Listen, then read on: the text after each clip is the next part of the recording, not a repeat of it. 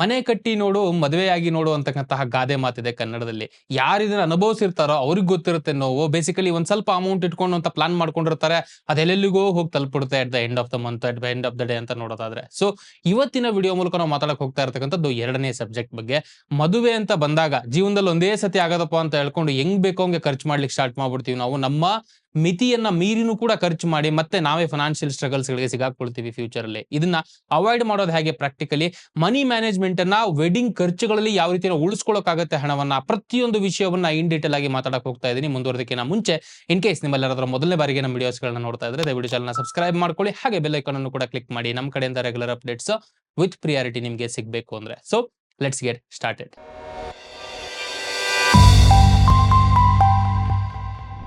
First of all, one of the shocking news ಏನಪ್ಪಾ ಅಂತ ಅಂದ್ರೆ, ವೆಡ್ಡಿಂಗ್ ಇಂಡಸ್ಟ್ರಿನೇ ಬೆಳೀತಾ ಇರತಕ್ಕಂತ ರೀತಿ ನೋಡೋದಾದ್ರೆ ನೆಕ್ಸ್ಟ್ ಬರ್ತಕ್ಕಂಥ ದಿನಗಳಲ್ಲಿ ಮದುವೆ ಆಗೋದಕ್ಕೋಸ್ಕರನೇ ಸಪರೇಟ್ ಆಗಿ ನಾವು ದುಡಿತಕ್ಕಂತ ಒಂದು ಪರಿಸ್ಥಿತಿ ಬಂದ್ರು ತಪ್ಪಾಗಲ್ಲ ಅಂತ ಹೇಳ್ಬೋದು. ನೋಡ್ತಾ ಇರ್ಬೋದು ನೀವಿಲ್ಲಿ. ಇವತ್ತಿನ ಕಾಲಕ್ಕೆ ಇಂಡಿಯಾದ ವೆಡ್ಡಿಂಗ್ ಇಂಡಸ್ಟ್ರಿ $75 ಬಿಲಿಯನ್ ಗಳಿಗೆ ತಲುಪಿದೆ.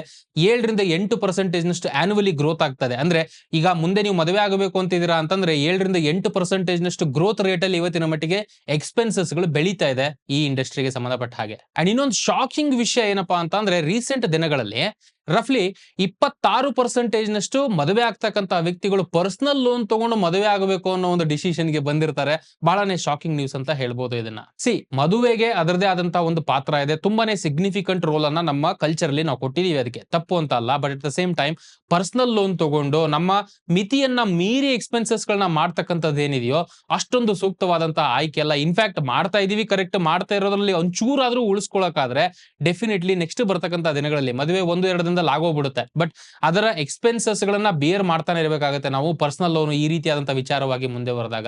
ಸೊ ಇದರಲ್ಲಿ ನಾವು ಸ್ವಲ್ಪ ಚಾಣಾಕ್ಷತನವನ್ನ ಉಪಯೋಗಿಸೋಕಾದ್ರೆ ಇನಿಷಿಯಲ್ ಡೇಸ್ ಗಳಲ್ಲೇ ಸ್ವಲ್ಪ ಉಳಿಸ್ಕೊಳ್ಳೋಕಾದ್ರೆ ಇದರಲ್ಲಿ ಹಣವನ್ನ ಬೆಳೆಸ್ತಕ್ಕಂಥ ಪಾಸಿಬಿಲಿಟೀಸ್ ಗಳು ಕೂಡ ಇರುತ್ತೆ. ಸೊ ಇಲ್ಲೇ ನಾವು ಅರ್ಥ ಮಾಡ್ಕೊಳ್ಬೇಕಾಗಿರ್ತಕ್ಕಂತಹ ವಿಷಯ ಬಜೆಟಿಂಗ್ ಅಂತಂದ್ರೆ ಸುಮಾರು ಜನ ಏನ್ ಅನ್ಕೊಳ್ತಾರೆ, ಈಗ ಮಂತ್ಲಿ ಒಂದು ಇನ್ಕಮ್ ಬಂತಪ್ಪ ಅದ್ರಲ್ಲಿ ನಾನು ಇಷ್ಟಿಷ್ಟು ಅಂತ ಸೆಗ್ರಿಗೇಟ್ ಮಾಡ್ಕೊಂಡೆ, that is monthly income budget ಆಯ್ತು. But at the same time expenses ಗಳು ಏನಿರುತ್ತೋ, ಇದು ಮೇಜರ್ ಇವೆಂಟ್ಸ್ ಗಳು, ಈಗ ಮನೆ ಕಟ್ಟಬೇಕು ಅಥವಾ ಮದುವೆ ಆಗಬೇಕು ಅಂತ ಅನ್ನೋದು ತುಂಬಾನೇ ಮೇಜರ್ ಇವೆಂಟ್, ಒನ್ ಟೈಮ್ ಆಗ್ತಕ್ಕಂಥ ಇವೆಂಟ್. ಸೊ ಈ ಒಂದು ಉದ್ದೇಶವಾಗಿ ಅಂತ ಬಂದಾಗ ಇದರಲ್ಲಿ ಆಗ್ತಕ್ಕಂಥ ಖರ್ಚು ವೆಚ್ಚಗಳನ್ನ ಕರೆಕ್ಟ್ ಆಗಿ ಡಿವಿಷನ್ ಮೂಲಕ ಕ್ಲಾರಿಟಿನ ಇಟ್ಕೊಳ್ಳೋದ್ರ ಮೂಲಕ ನಾವು ಖರ್ಚು ಮಾಡೋಕೆ ಸ್ಟಾರ್ಟ್ ಮಾಡಿದ್ರೆ ಪ್ರಾಪರ್ ವೇದಲ್ಲಿ ಹಣವನ್ನ ಖರ್ಚು ಮಾಡ್ತಕ್ಕಂತಹ ಒಂದು ಪಾಸಿಬಿಲಿಟೀಸ್ ಗಳಿರುತ್ತೆ. ಸುಮಾರು ಸತಿ ಏನಾಗುತ್ತೆ, ನೋಷನ್ ಬೇಸಿಸ್ ಅಲ್ಲಿ ನಮ್ಮ ಭಾವನೆಗಳನ್ನ ನಂಬ್ಕೊಂಡು ನಾವು ಮುಂದೆ ಹೋಗ್ಬಿಡ್ತೀವಿ. ಸುಮ್ನೆ ಏನೋ ಖರ್ಚು ಮಾಡ್ಬೇಕಲ್ಲ, ಒನ್ ಟೈಮ್ ಮದುವೆ ಆಗ್ತಿದೀನಿ ಅಂತ ಹೇಳ್ಕೊಂಡು ಹೆಂಗೋ ಖರ್ಚು ಮಾಡಕ್ ಸ್ಟಾರ್ಟ್ ಮಾಡ್ಬಿಡ್ತೀವಿ. ಅದ್ರ ಬದಲು ಆರ್ಗನೈಸ್ಡ್ ವೇದಲ್ಲಿ ಇಲ್ಲಿಗಿಷ್ಟು ಅಂತ ನಾವು ಸಪರೇಟ್ ಆಗಿ ಖರ್ಚುಗಳನ್ನ ಮುಂಚೆನೆ ಪ್ಲಾನ್ ಮಾಡ್ಕೊಳ್ಳೋಕಾದ್ರೆ ಅರ್ಧ ದಾರಿಯಲ್ಲಿ ನಾವು ಇರ್ತೀವಿ ಹಣಕಾಸಿನ ವಿಚಾರದಲ್ಲಿ, ಎಫೆಕ್ಟಿವ್ ಮ್ಯಾನೇಜ್ಮೆಂಟ್ ವೈಸ್ ಅಂತ ನಾವು ನೋಡೋದಾದ್ರೆ. ಸೊ ಇದರಲ್ಲಿ ಮೊದಲನೇದಾಗಿ ಬರ್ತಕ್ಕಂಥದ್ದು ರಿಯಲಿಸ್ಟಿಕ್ ಹಾಗೆ ಫ್ಲೆಕ್ಸಿಬಲ್. ಅಂದ್ರೆ ಕಾರ್ಯರೂಪಕ್ಕೆ ತಂದ್ರೂ ಕೂಡ ನಾವು ಅದನ್ನ ಇಂಪ್ಲಿಮೆಂಟ್ ಮಾಡ್ತೀವಿ ಅಂತಂದ್ರೂ ಕೂಡ ನಮ್ಮ ಹಣಕಾಸಿನ ವ್ಯವಸ್ಥೆಗಳು ದುಸ್ಥಿತಿ ತಲುಪಬಾರದು ಒಂದು. ಇನ್ನೊಂದು ಕಡೆಯಿಂದ ಫ್ಲೆಕ್ಸಿಬಲ್ ಆಗಿರ್ಬೇಕು. ಒಂಚೂರು ನಾವು ಹಿಂಗೇ ಮಾಡಬೇಕು ಅಂತ ಏನೂ ಇಲ್ಲ, ಯಾವುದೇ ಒಂದು ವಿಷಯನೂ ಕೂಡ ಹಿಂಗೇ ಮಾಡಬೇಕು ಅಂತ ಏನೂ ಇರಲ್ಲ. ಚೂರ್ ಫ್ಲೆಕ್ಸಿಬಿಲಿಟಿನ ಇಟ್ಕೊಳ್ಳೋಕಾದ್ರೆ ನಾವು ಇದೇ ಮೊದಲನೇ ಸ್ಟೆಪ್ ಆಗುತ್ತೆ, ನಾವು ಬಜೆಟ್ ಅನ್ನ ಎಫೆಕ್ಟಿವ್ ಆಗಿ ಪ್ಲಾನ್ ಮಾಡ್ಕೊಳ್ಳೋದಕ್ಕೆ ವೆಡ್ಡಿಂಗ್ ರಿಲೇಟೆಡ್. ಇನ್ನ ಸೆಕೆಂಡ್ ವೈಸ್ ಬಂದು ಕೆಟಗರೈಸ್ ಮಾಡ್ತಕ್ಕಂಥದ್ದು ಸೂಕ್ತ. ನಾನು ಆಲ್ರೆಡಿ ಹೇಳ್ತಾ ಇದ್ದೆ, ಖರ್ಚು ವೆಚ್ಚಗಳನ್ನ ಮಾಡ್ತಾ ಇದೀವಿ ಬಿಕಾಸ್ ಮದುವೆ ಅಂತಂದ್ರೆ ಒಂದೇ ತರದ ಖರ್ಚುಗಳು ಬರಲ್ಲ. ಫುಡ್ಗೆ, ಕ್ಲಾತ್ಗೆ ಒಂದಕ್ಕೊಂದಕ್ಕೆ ಲಿಂಕ್ ಇರುತ್ತೆ. ಬೇರೆ ಬೇರೆ ರೀತಿಯಾದಂತಹ ಒಂದು ಕೆಟಗರಿಯಾಗಿ ನಾವು ವಿಂಗಡಣೆ ಮಾಡಬಹುದು. ಆ ವಿಂಗಡಣೆ ಮಾಡಿರ್ತಕ್ಕಂಥ ಕೆಟಗರಿಗೆ ಇಷ್ಟು ನಂದು ಬಜೆಟ್ ಅಪ್ಪ ಅಂತ ಹೇಳ್ಕೊಂಡು ಮುಂಚೆನೆ ನಾವು ಎತ್ತಿಡ್ತಕ್ಕಂಥದ್ದು ಸೂಕ್ತ. ಇನ್ನ ಮೂರನೆಯ ಹೆಜ್ಜೆ, ನಾವು ಅನ್ಕೊಂಡಿರ್ತೀವಿ ಕರೆಕ್ಟ್ ಇಷ್ಟಿಷ್ಟು ಖರ್ಚು ಮಾಡಬೇಕು ಅನ್ನೋ ಒಂದು ಪ್ಲಾನಿಂಗ್ ನಮ್ಮಲ್ಲಿ ಇರುತ್ತೆ, ಇಲ್ಲ ಅಂತ ಅಲ್ಲ, ಹೆಚ್ಚು ಕಡಿಮೆ ಆಗುತ್ತೆ ಅದರ ರಿಲೇಟೆಡ್. ಬಟ್ ಈ ಖರ್ಚು ವೆಚ್ಚಗಳನ್ನ ಮಾನಿಟರ್ ಮಾಡೋದೇನೆ ಮಿಸ್ ಮಾಡ್ಬಿಡ್ತೀವಿ ನಾವು. ಅದು ನಮ್ಮ ಪರ್ಸನಲ್ ಬಜೆಟಿಂಗ್ ಕೂಡ ಬರುತ್ತೆ, ಅಥವಾ ಮದುವೆಗೆ ಅಂತ ಬಂದ್ರು ಕೂಡ, ಎಸ್ಪೆಷಲಿ ಮದುವೆ ತುಂಬಾನೇ ಸೆಂಟಿಮೆಂಟಲ್ ಆಗ್ಬಿಡ್ತೀವಿ ನಾವು ಆ ರೀತಿಯಂತ ವಿಚಾರಗಳಲ್ಲಿ. ಖರ್ಚು ವೆಚ್ಚಗಳು ಎಲ್ಲಿ ಹೋಗ್ತಿದೆ ಅಂತ ಮಾನಿಟರ್ ಮಾಡ್ತಕ್ಕಂತ ವಿಚಾರನೇ ನಮ್ಗೆ ಇರಲ್ಲ ಆ ರೀತಿಯಾದಂತಹ ಸಂದರ್ಭದಲ್ಲಿ. ಸೊ ಮಾನಿಟರ್ ಮಾಡ್ತಕ್ಕಂಥದ್ದು ಸೂಕ್ತವಾಗಿ, ಇಲ್ಲಿಗೆ ಇಷ್ಟೇ ಖರ್ಚಾಗ್ತಾ ಇದೆಪ್ಪ ನನಗೆ ಅಂತ ಹೇಳ್ಕೊಂಡು ನಮಗೆ ಅಟ್ ಲೀಸ್ಟ್ ಕ್ಲಾರಿಟಿ ಇದ್ರೆ ಬೆಟರ್ ವೇದಲ್ಲಿ ಹಣವನ್ನ ಮ್ಯಾನೇಜ್ ಮಾಡ್ತಕ್ಕಂತಹ ಪರಿಸ್ಥಿತಿಯಲ್ಲಿ ನಾವಿರ್ತೀವಿ. ಸೊ ಇಲ್ಲಿವರೆಗೂ ಮುನ್ನೆಚ್ಚರಿಕೆ ಕ್ರಮಗಳನ್ನ ನಾವು ಅರ್ಥ ಮಾಡ್ಕೊಂಡು ಯಾವ ರೀತಿ ಬಜೆಟಿಂಗ್ ಮಾಡಬಹುದು ಅನ್ನೋದನ್ನ ಅರ್ಥ ಮಾಡ್ಕೊಂಡ್ವಿ. ಇವಾಗ ಬರ್ತಕ್ಕಂಥ ಇಂಪಾರ್ಟೆಂಟ್ ಸಬ್ಜೆಕ್ಟ್, ಎಲ್ಲಿ ಹಣ ಉಳಿಸಕ್ಕಾಗತ್ತಪ್ಪ. ಸೊ ಮೊದಲನೇದಾಗಿ ನಾವು ಥಿಂಕ್ ಮಾಡ್ಬೇಕಾಗಿರೋದು, ಸ್ವಲ್ಪ ಒಂಚೂರು ಸ್ಮಾರ್ಟ್ ಆಗಿ ನಾವು ಯೋಚನೆ ಮಾಡೋಕಾದ್ರೆ ತುಂಬಾ ಹಣ ಉಳಿತಕ್ಕಂತಹ ಪಾಸಿಬಿಲಿಟೀಸ್ ಇರುತ್ತೆ. ಎಸ್ಪೆಷಲಿ ಈಗ ನೋಡಿ, ನವೆಂಬರ್ ಇಂದ ಫೆಬ್ರವರಿವರೆಗೂ ಮದುವೆ ಸೀಸನ್, ತುಂಬಾ ಜನ ಮದುವೆ ಒಂದು ಪ್ಲಾನಿಂಗ್ ಇಟ್ಕೊಂಡಿರ್ತಾರೆ. ಈ ರೀತಿಯಂತ ಸಂದರ್ಭದಲ್ಲಿ ಡಿಮ್ಯಾಂಡ್ ಜಾಸ್ತಿ ಇದೆ, ಸಪ್ಲೈ ಕಡಿಮೆ ಇದೆ. ಅಂದ್ರೆ ಜಾಸ್ತಿ ಒಂದು ಚೌಟ್ರಿಗಳು ಅವೈಲೇಬಿಲಿಟಿ ಇರಲ್ಲ, ಅಥವಾ ಫುಡ್ ಮಾಡ್ತಕ್ಕಂಥವ್ರು ಸಿಗ್ತಾ ಇರಲ್ಲ, ಕೇಟರಿಂಗ್ ಮಾಡ್ತಕ್ಕಂಥವ್ರು ಸಿಗ್ತಾ ಇರಲ್ಲ, ಅವ್ರಿಗೆಲ್ಲ ಜಾಸ್ತಿ ಡಿಮ್ಯಾಂಡ್ ಇರುತ್ತೆ. ಆ ರೀತಿಯಂತ ಸಂದರ್ಭದಲ್ಲಿ ಆಬ್ವಿಯಸ್ಲಿ ಕಾಸ್ಟ್ ಸ್ವಲ್ಪ ಜಾಸ್ತಿ ಆಗುತ್ತೆ. ಸೊ ಈವೆಂಟ್ ಗಳನ್ನ ಈ ರೀತಿಯಾದಂತಹ ಬಿಸಿ ಸಮಯದಲ್ಲಿ ಬಿಟ್ಟು ಬೇರೆ ಸಮಯದಲ್ಲಿ ನಾವು ಪ್ಲಾನ್ ಮಾಡ್ಕೊಳ್ಳೋಕಾದ್ರೆ ಅದೇ ಸೇಮ್ ಚೌಟ್ರಿನೇ ನಾವು ಕಡಿಮೆ ಹಣದಲ್ಲಿ ಬುಕ್ ಮಾಡ್ಕೊಳ್ಬಹುದಾಗಿರುತ್ತೆ.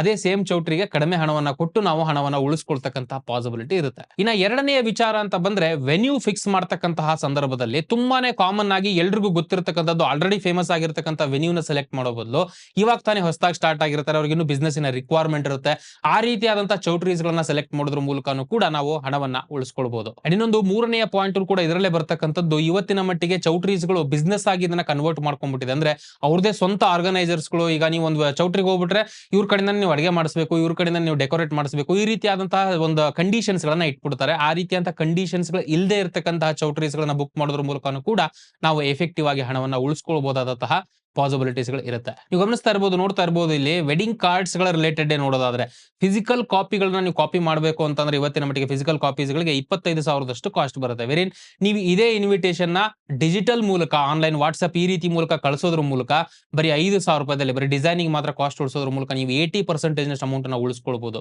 ಇನ್ನ ಪ್ರೊಫೆಷನಲ್ ಫೋಟೋಗ್ರಾಫರ್ಸ್ ಇವತ್ತಿನ ಮಟ್ಟಿಗೆ 2 ರಿಂದ 2.5 ಲಕ್ಷದಷ್ಟು ಅಮೌಂಟ್ ಅನ್ನ ಚಾರ್ಜ್ ಮಾಡ್ತಾ ಇದ್ದಾರೆ.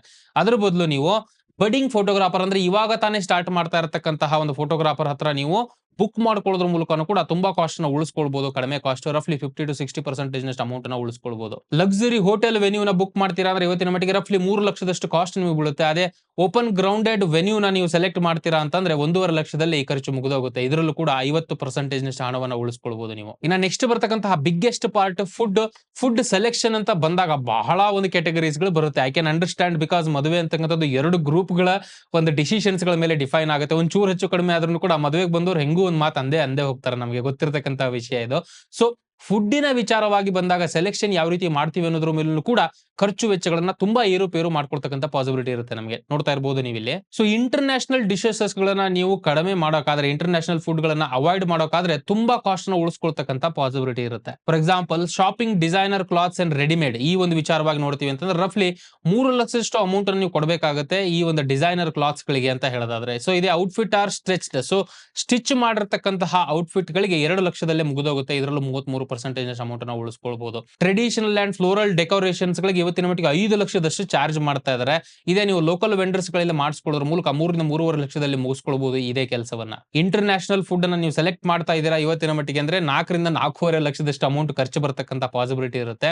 ಅಗೇನ್ ಇದನ್ನ ಇಂಡಿಯನ್ ಹಾಗೆ ಲೋಕಲ್ ಒಂದು ಫುಡ್ ಅನ್ನ ನೀವು ಸೆಲೆಕ್ಟ್ ಮಾಡ್ಕೊಳ್ಳೋದ್ರ ಮೂಲಕ 3 ರಿಂದ 3.5 ಲಕ್ಷದಲ್ಲಿ ಮುಗಿಸ್ಕೊಳ್ಬಹುದು. ಇದರಲ್ಲೂ ಕೂಡ 18 ರಿಂದ 20% ಹಣವನ್ನ ಉಳಿಸ್ಕೊಳ್ಬಹುದು ನೀವು. ಸೊ ಇದು ಕೆಲವೊಂದಿಷ್ಟು ಐಡಿಯಾಸ್ ಗಳಾಗಿತ್ತು. ಇನ್ನು ಸುಮಾರು ರೀತಿಯಾದಂತಹ ದಾರಿಗಳ ಮೂಲಕ ಹಣವನ್ನ ಉಳಿಸ್ಕೊಳ್ತಕ್ಕಂಥ ವಿಚಾರವಾಗಿ ನಾವು ಥಿಂಕ್ ಮಾಡಿದ್ರೆ ಮದುವೆ 1-2 ದಿನದಲ್ಲಿ ಆಗೋಗುತ್ತೆ. This is a serious thing, ನಾವು ಅಂಡರ್ಸ್ಟ್ಯಾಂಡ್ ಮಾಡ್ಕೊಳ್ಬೇಕು ಇದನ್ನ. ಸುಮಾರು ಕಪಲ್ಸ್ ಗಳು ಏನ್ ಮಾಡ್ತಾರೆ, ಒಂದ್ಸತಿ ಮದುವೆ ಆಗೋದಲ್ವಾ ಹೆಂಗ್ ಬೇಕೋ ಹಂಗ್ ಖರ್ಚು ಮಾಡ್ಬೋಣ ಅಂತ. ನೀವು ಆಸ್ತಿಗಳಿಗೆ ಖರ್ಚು ಮಾಡ್ತಾ ಇದ್ರೆ ಪ್ರಾಬ್ಲಮ್ ಇಲ್ಲ, ನೀವು ಗೋಲ್ಡ್ ಮಾಡಿಸ್ಕೊಳ್ತೀರಾ ಅಥವಾ ಏನೋ ಒಂದ್ ಕಡೆಗೆ ಇನ್ವೆಸ್ಟ್ ಮಾಡ್ತಿದ್ರೆ ಹಣವನ್ನ ನಿಮಗೆ ಫ್ಯೂಚರ್ ಅಲ್ಲಿ ಉಪಯೋಗ ಬರುತ್ತೆ ಅಂದ್ರೆ ವೈನ್. ಸುಮ್ನೆ ಯಾರಿಗೂ ತೋರಿಸ್ಕೊಳ್ಳೋದಕ್ಕೋಸ್ಕರನೋ ಅಥವಾ ಸುಮ್ನೆ ಏನೋ ದುಂದು ವೆಚ್ಚಗಳನ್ನ ಮಾಡಬೇಕು ಅಂತ ಹೇಳ್ಕೊಂಡು ಮಾಡೋದಕ್ಕೋಸ್ಕರ ನಾವು ಸುಮ್ನೆ ಖರ್ಚು ವೆಚ್ಚಗಳನ್ನ ಮಾಡ್ಕೊಳ್ತಾ ಇದೀವಿ ಅಂತಂದ್ರೆ, ಹಣ ಇದ್ರೆ ಫೈನ್, ಬಟ್ ಹಣ ಇಲ್ದೇನೆ ಸಾಲ ಮಾಡಿ ಈ ರೀತಿಯಾದಂತಹ ವಿಚಾರಗಳನ್ನ ಡಿಸಿಷನ್ಸ್ ಗಳನ್ನ ತಗೊಳ್ತಕ್ಕಂಥದ್ದು ಅಷ್ಟೊಂದು ಸೂಕ್ತ ಅಲ್ಲ.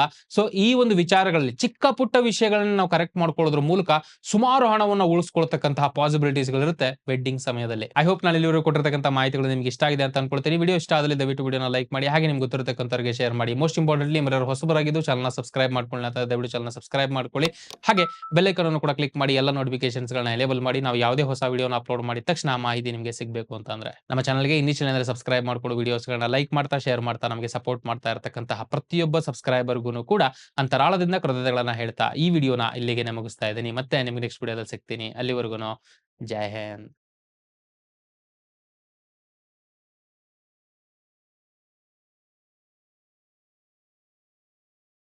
Investment in securities market are subject to market risks. Read all the related documents carefully before investing. Please read the risk disclosure documents carefully before investing in equity shares, derivatives, mutual fund, and or other instruments traded on the stock exchanges.